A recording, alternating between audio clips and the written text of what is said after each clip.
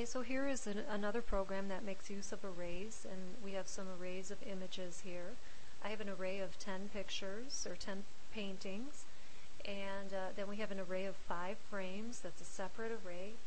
And these are not parallel arrays, I should mention.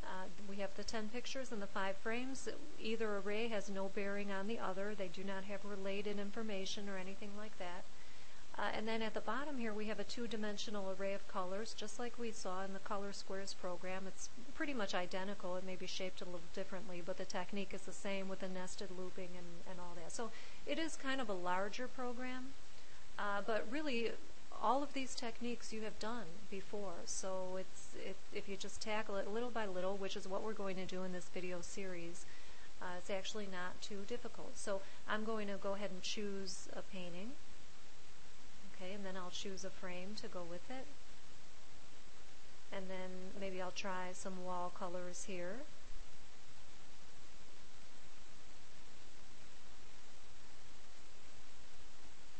Okay. So you get the idea. So basically, we'll go ahead and construct this program bit by bit. And before we begin, I should mention a few things. This program is not without its flaws. For example, you know all about Z-order at this point. And, okay, every time, this program begins by creating the images first, and then the frames, and then the colors. Each time an image is added, it has a specific Z-order, okay? So, for example, if I change my mind and I choose this image instead, that's fine. He slides right in over the previous image because his Z order is higher because he was created later. But if I try to use the Mona Lisa, for example, she slides behind the others because she was created earlier and her Z order number is lower. So, basically, you can move to the right, but not backwards. You can move forwards in the row, but not backwards. And the frames behave like that also.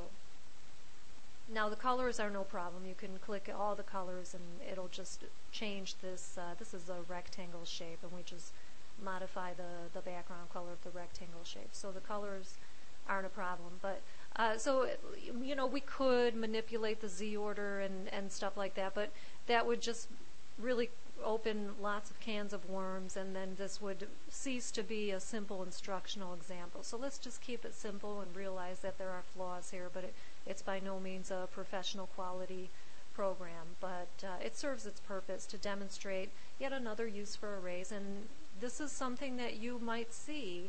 I'm sure you've seen some programs like this online if you're shopping online and, you know, ordering a piece of art or something like that, and you're able to look at it with the frame that you might buy and so on. So very practical.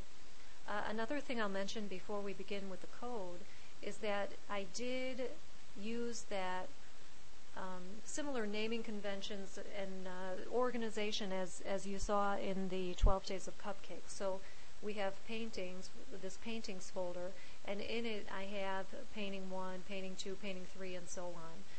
It's easy to use those numbers as file names because then you can just loop right through and construct the file names using the array index, or not the array index, the loop counter, and just zip right through the whole collection of images. And so we did the same thing for the frames as well. They're named 1, 2, 3, and so on. Even though the 12 Days of Cupcakes used parallel arrays, this program does not. Okay, it's just coincidence that I'm using the same image names and the same organization, but this is really different. And you know, specifically because they have unequal numbers of items. So you can't, parallel arrays are typically going to have the same number of items in each array. So we have, the paintings has 10 items, and then the frames array will have just 5 items. They're not parallel, they're just 2 separate arrays that happen to be in the same program.